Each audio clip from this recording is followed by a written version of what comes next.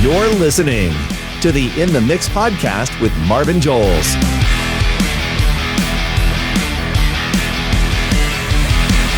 Here's your host. Hey everybody, welcome back to another episode. We're doing a live one here. We're at World of Asphalt in St. Louis at the Americas Center.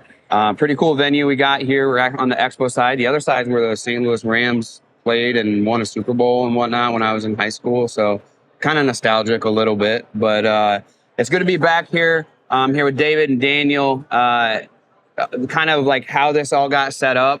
We were talking before we got went live here. I seen an Instagram post of a roller backing up, and it looked like there was a guy like behind the roller, and all of a sudden the guy that was on the roller was backing up, not looking, and the roller stops. And then all of a sudden I got reading in the description, and it was talking about the Guardman technology that Sakai is using to create a safer work environment, right? And I thought, why not do that? I know you and I reached out to anyone. We were like, well, we got to get David in. Let's get in here. We're going to be at World of Asphalt. You're going to be there, and let's get talking about it. So real quick, the best part would be like, let's get a background of Sakai and kind of tell us a little bit about Sakai in general. Sure. So Sakai has been manufacturing over 100 years. We began manufacturing locomotive parts, engines. Really? And in 1929, we started making road rollers. Is what they referred. 1929. 1929. Dang, So almost 100 years. That's almost 100 years. Almost 100 years, specifically on the roller side. Dang. Currently, we manufacture about half of our lineup in Japan. Yep. And build the other half here in Adairsville, Georgia, at our factory. Okay. So no more locomotive parts? Nope. We switched to rollers and just rolled with it, I guess, would be the right fun That's to say. exactly right. So now when we talk about the rollers, we're here in the booth, and there's rubber wheeled rollers, there's small scale rollers, large scale rollers. Tell us a little bit about the lineup. Sure. So we build everything from a small double drum to patch, Like driveway roller, patch roller. even using it on parking lots, corners, whatnot for patching, and all the way up to highway class double drums. We do offer soil compactors as well. Okay. Pretty much a full lineup from the smaller ones on the utility side all the way to the massive dirt projects where you go to an 84-inch drum size roller. Yeah. And we do have some unique products, like our GW754. Yeah. It's a vibratory pneumatic tire roller. Oh, really? Yes. Is that here in the booth? It is. Yeah, It's well, actually that's fun. right behind you. Yeah, nobody else makes. A vibratory pneumatic. We're the only ones in the world, and we've had it for almost 20 years. Correct. So there's been a few variations of that machine, but it's the only one like it. So Wow. essentially, it acts like a variety of different static tire rollers. Okay. So normally, if you have a static tire roller, you have to add ballast and all that, or you have to have multiple different tire rollers to meet weight requirements. Yep. So in this machine, you just adjust the vibratory force, and it simulates a heavier tire roller. So you can go from a low setting all the way up to a high setting, and it simulates up to effectively a 20-ton machine, but it only weighs about 20,000 pounds, so just under 20,000 pounds. So what's the difference in the vibratory system and the pneumatic tire or pneumatic wheels versus the steel drum wheels? So the tires are going to need, like think about kneading dough. Yep. They're going to need the asphalt, and the vibratory system just amplifies that effect. So how it's set up in the drum or in the wheel isn't any different than it is in the steel than it is for the pneumatic? Essentially, in the GW754, it has counterweights that are rotating kind of sideways instead of like this. Up and down. Okay. So we have a diagram that shows how that works. Yeah. I can send you that, but in any case, so we're the only ones that make such a machine. Yeah. And we have gotten a lot of compliments on it in Florida. The Federal Highway, the FHWA, right? Correct. They did a study and showed that the vibratory tire roller produced an extra 1% density gain over all the other rollers that they Get out. utilize. You can find the report online. They don't. Oh, they don't all pneumatic ones or all these steel ones and everything? I don't remember the exact Wow. exact details. compaction Yeah. General compaction type stuff. Yeah, they kept it very generic, so they only refer to it as a vibratory tire roller. But of course, we're the only ones that make it, so they vibratory can't tire actually roller. say our name. I recently started using the Moser 2 Pro, and I gotta say, this thing is a game changer in the estimating and quoting process. It's a smart measuring tool that captures dimensions, calculates areas, volumes, perimeters, and even elevation right from your device. The elevation thing is great for the paving quotes. So you have no more hand notes or second guessing whether your estimate's exactly right or not. Moser takes all that out. I'll be using it on my estimates to create nice terrain maps, streamline my workflow, and make my quoting process more accurate than ever. So if you want to save time and add something to your quotes that separates you from your competitors and levels up your measurements, grab a Moser 2 Pro at Moser.com and use promo code X8Marvin or hit the link in the description. It's neat to think about that because for us, a lot of us, when we talk about our tire rollers, they're great on corners.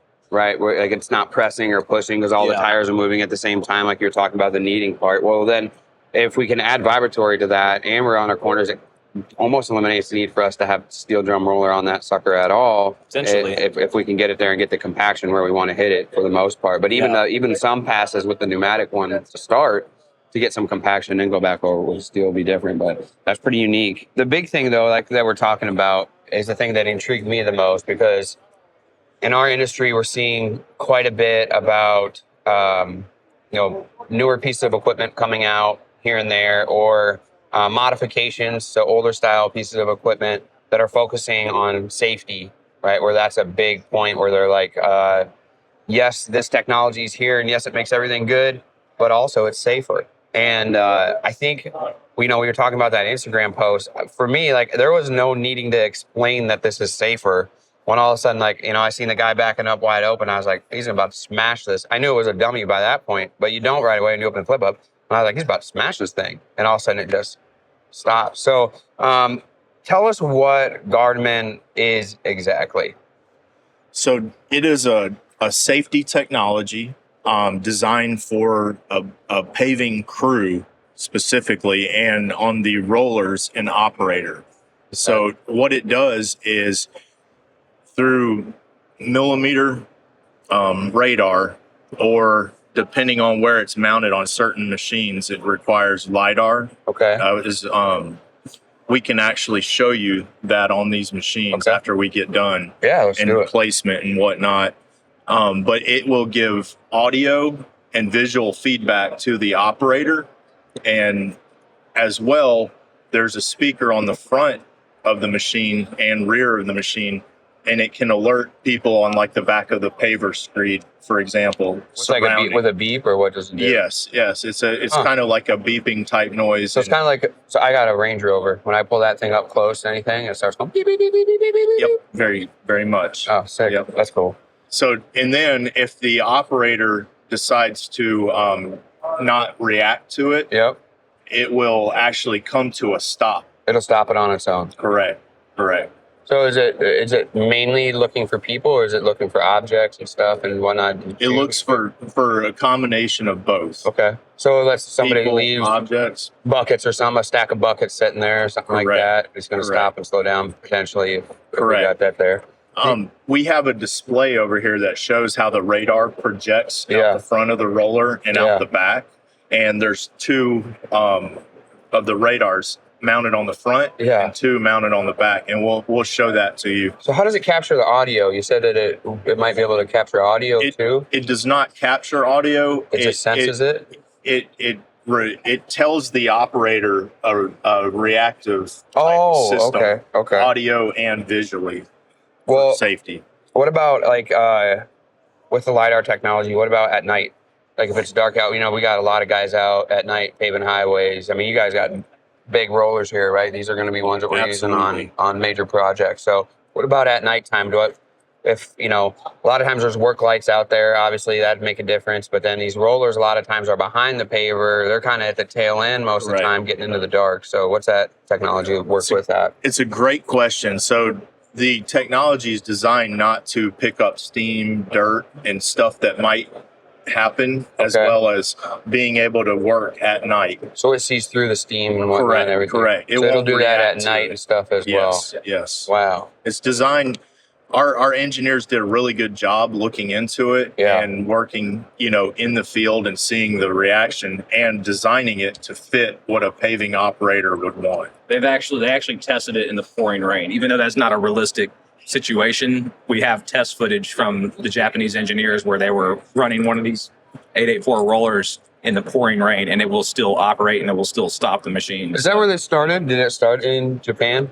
It did. It started in Japan. We've been marketing this product in Japan for about 5 to 6 years. Okay. And over 1,000 units are out there working with contractors in Japan. 0 incidents. Wow. Yep. And we're That's a seeing good record. Yes. And we're seeing about 30% take rate over there in Japan. Imagine if you never had to go look at a project again to know exactly what it's going to take to complete this thing. And you can also know whether or not a client is actually going to buy from you or not. Wouldn't that be awesome? You can do that. AI can do that. And there's a company that's utilizing that in order to make that possible. And that's FormView. So FormView has the homeowners take a video. This video gets sent into the software. And based on that video, FormView provides contractors with details of the work required, so a scope summary. And the AI also generates an analysis of the project requirement. And it gives you the buyer intent score. So this helps gauge the likelihood that a homeowner or project manager is going to move forward with the project. Then you don't have to make these trips out. If you have 10 quotes each day, you don't have to actually go to them. You can just go to FormView and see the video, interact with the AI, and then decide whether or not you're going to pursue this. Send them over an intelligent scope of work on your quote. And it really helps save you time overall. So go to formvue.com and check out FormView and see what they're doing over there. Well, with the units that are outfitted with Guardman technology, can I shut that off or turn that on? Is it automatically on? Because what I'm thinking about, Daniel, is like if I'm got to go up against barriers or if I'm going back up against a wall or whatever, Right. and it's going to sense it. What are my options there? Can I turn it off, turn it on, Yes. and let it know? You have some options. So as far as turning it on and off, it can be turned off. You can Okay. turn off the audio so that the operator's not alerted by it, but it will still function at the very last minute. Okay. You can turn it off completely. So let's say you had a situation where it keeps detecting, like if you're coming around a sharp curb and it sees the curb. We had a situation like that recently. You can turn the whole thing off. Then you have wall mode. So on the control panel, you have a left and right wall button. And Yep. you can press, for example, if you press the left wall button, it will shrink the detection area just a few inches on the left side of the machine so as to not pick up the wall. Get out. And then you have a right wall mode, which does the same thing. And then you can run both wall modes at the same time. So if You're I in a don't- narrow pass. yeah, or I don't know exactly what situation that would be. Storage but- units. People build storage Okay. units. Yeah. Something And like pave that. right. I don't know. That's my first guess, dude. I'm just like, well, Yeah. when would I ever be like that? And I'm from Exactly. the Dairyland, so it was either going to be a cow stall or storage units. Yeah. So So we're gonna go whatever with the situation is, I mean, obviously we recommend first using wall mode to kind of shrink your detection area. Yeah. And if for some reason you needed to turn it off fully, you can do that. We recommend not doing that. Yeah, for sure. But it's very easy to use. The buttons on the display are there's no English required to operate the display panel. Oh, for really? example. It's just How? pictures. Oh, it's just So pictures? simple pictures. So you got a lot of guys that are on job sites that they don't speak English. Yeah. So everybody knows that. There's a lot of minimal English folks out there on job sites. Yep. You need to have this system.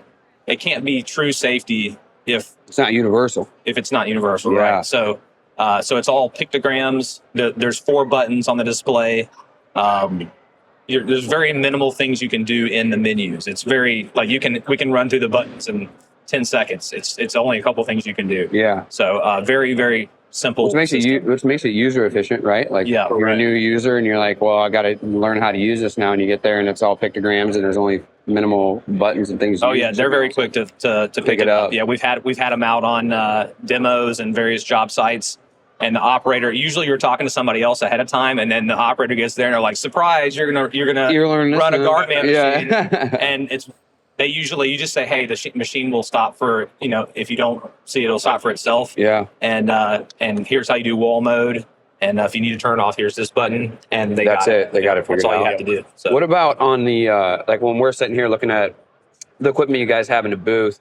Obviously, it's on the huge rollers. What about like the smaller one? Like, what size do we go down to and up to when it comes to what we're outfitted with? Yeah, we do offer a version for the smaller ones and the larger ones, depending on where the system's mounted. We mentioned earlier about the millimeter radar versus the LiDAR. Correct. Yeah. We'll show you that. That way you can get a visual of what it looks like. But there is also a version that fits on the smaller rollers as well. So talking about that, if I have an older Sakai, can I outfit it with Guardman now? Currently you cannot. Okay. And then what if even like if I have a different brand roller, we're not going to be able to put Guardman on that, or are we? That is correct. We do not offer it on other brands. So going forward with all the new models we build and what all that we have going on, we can expect that on some of the option being available, or if not included already on some of the stuff coming forward. Yes, we are starting to put them in the field and having great success. Yeah. It just seems like a no-brainer. Really, when it comes to it. Absolutely. And we also added another feature called echelon mode. So depending on the paving train that a paving operation is going on, like whether or not they want to double drum and break down pneumatic tire, double drum, or paving two double drums in echelon with each other. We designed them and developed a mode for echelon paving to be able to do that. Correct. Yeah. Well, we've all seen the pictures of the F1 track in Vegas. And how they echelon that at like 6 stages when they were going, right? And it's like, well, if this is the technology that we're going to use and this is the strategy we're going to use, it's nice to be able to let those two things go. Yeah, you could do that with, you can do that exact thing with echelon mode with Sakai's. So essentially echelon mode, you have 2 Guardman rollers. They're rolling an echelon pattern with overlap. Yeah. They can still have the ability to stop and brake in an emergency, but it will allow the rollers to ride closer together without interfering with the operator. Yeah. It basically suppresses the alarm, but keeps the last stage of the warning available and the automatic braking available. It also adds on the screen, there's like a pictogram of the roller that's in front of you or the pictogram of the roller that's behind you, and it gives the operator a visual distance. So it has like little bars, and the bars will get smaller and smaller and smaller. So the operator can see, I'm starting to gain on the roller in front of me. Maybe I ought to back off a little bit. Oh, for real? Mm-hmm. So it kind of actually, in a way, helps them keep a proper echelon distance. So, but in theory, which helps the compaction ratings too. Right? Exactly. If they're closer together, that's more efficient. And we typically say that it can be a more efficient rolling pattern. I was gonna say that's a good byproduct of the Garmin technology. Yeah, maybe we need to sell that part a little bit more. We're really on the safety side of it, but if you can stay closer without the risk of hitting each other, that would be optimal. That helps with strategic paving and whatnot. So I was recently on my way back down to Tennessee, and I was going through Indiana doing some heavy highway construction there, and I seen them paving at night, and they had these lights on the back of the paver that illuminated the whole area. You could see the skid steers, you could see the dump trucks, you could see everything. And these big balloon lights on the back came from Portable Lighting Solutions. So PLS is the only balloon light manufacturer offering a replaceable screw-in LED bulb that is field serviceable in minutes. They have a patented slide-in assembly, and they have a push to rapidly deploy mechanism. So you just push down on the light and the light pops up and is illuminated. You push back down, it shuts off. And they're manufactured here in the USA. There's no patch kits needed. There's not a blower motor. There's no set screws, and they're UL certified. So if you're interested in putting one of these on your paver, I think I'm going to put one on the paver that we just got and probably on our seal coat unit too, so that we can seal coat at night. You can hop over to portablelightingsolutions.net and put an order in and find yours today. They are ARA members, APWA members, and Women of Asphalt members as well. Once again, that's portablelightingsolutions.net. I've actually been on a job where they were running these in echelon and watched a roller operator that was more the senior guy tell a newer operator to slow down a little bit. Really? Yes. Wow. So That's wild. So, like I said, I seen the social media post. Daniel, you want to tell us like where we can follow Sakai, keep up with this, and with the new models that are be coming out with Guardman and whatnot. Sure. So we're on Instagram, Facebook, YouTube, X, LinkedIn. Okay. Actually, LinkedIn.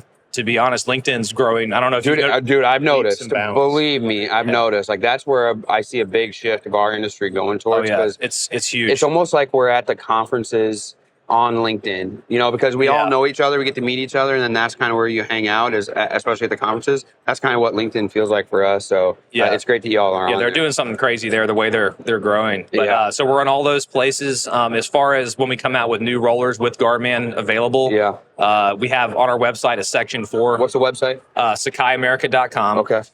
We have a section on the website for Guardman. It lists all the models that are eligible and which technology they use, which to the end user, millimeter wave radar or 3D LiDAR, ultimately it's not that important. It's just what works for the mounting location of the machine. Yeah. But it tells you what's available on which machine there. You can see individual models and with Guardman and learn about it. And we will put any new ones on the website. And of course, we'll promote them on social media when they come out. So. Cool. Well, on the website, can I find where my nearest distributor is to me? Yeah, so there's a find a dealer button. You just put in your zip code, you hit go, and it tells you who your closest dealers are. So super simple to use. Well, man, I really appreciate it, guys. Thanks for spending the time with me today and talking about Sakai and the Guardman technology. Like it's fascinating for me being an asphalt geek and just anything like. We were talking about our community, how we all know each other. It's the same thing in the asphalt industry and the asphalt community. If we can keep one accident from happening, and not only that, like I don't like mashing stuff into fresh blacktop or anything either, or destroying equipment or a plate compactor or anything like that. It's really, really neat, and we're really thankful that you guys brought it to the industry. So thanks so much for spending the time. Thank you for the opportunity. Sure.